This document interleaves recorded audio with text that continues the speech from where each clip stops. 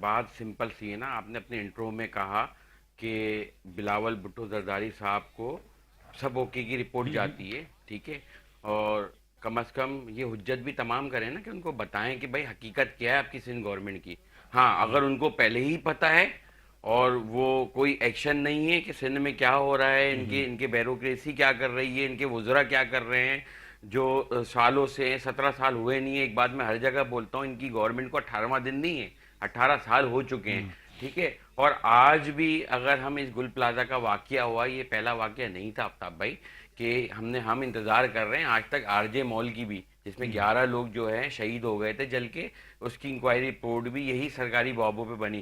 ہمارا سمپل سا فارمولا, اور ہمارا نہیں ہے یہ ڈیمانڈ, جو ہے اس کراچی کے لوگوں کی ڈیمانڈ ہے, ہر زبان بولنے والوں کی ڈیمانڈ ہے کہ بھائی جو ذمہ دار ہیں وہ کیسے انکوائری کر سکتے ہیں. میئر کراچی ذمہ دار ہے, آگ لگائی گئی, یہ سب انکوائری جب ہوگی جوڈیشل کمیشن میں وہ پتہ چل جائے گا. بات یہ کہ آگ بجھانا, آگ میں لوگوں کی قیمتی جانیں بچانا, وہ اس میئر کراچی کا کام تھا, اس سندھ گورنمنٹ کا کام تھا, جس پہ ناکام رہے ہیں.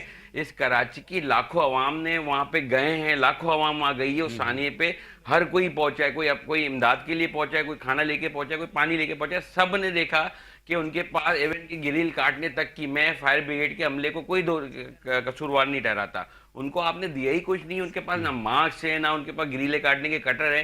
ایسا ہو سکتا ہے یار پوری اچھا, آپ نے انٹرو میں ایک بار آگ بجھ گئی مگر سیاسی جو ماحول ہے وہ گرم ہو گیا. آگ بجھی نہیں, آگ نے تو سب تباہ کر دیا نا.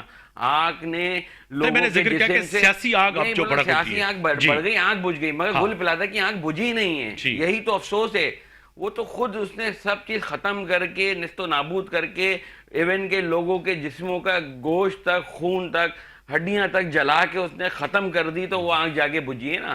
آگ جب بجھتی جب یہ حکومت کی پرفارمنس ہوتی, حکومت میں کرپشن نہیں ہوتی, میئر جو ہے وہ اتنا غیرت مند ہوتا. کہ آج سے کچھ دن پہلے بہت حادثات ہوئے ان کی میئرشپ میں.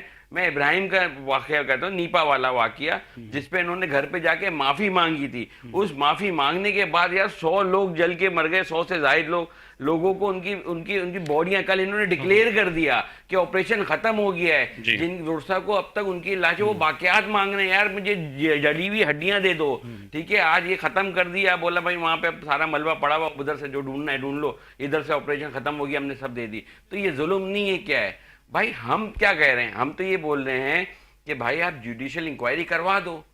بھائی چور کی داری میں تنکا ہے نا, آپ کیوں نہیں مان رہے ہو یار؟ آپ کہہ رہے ہو کہ جو کمشنر کراچی اس واقعے کا ذمہ دار ہے, ریسکیو کرنے میں ناکام رہا, وہ سربراہ ہے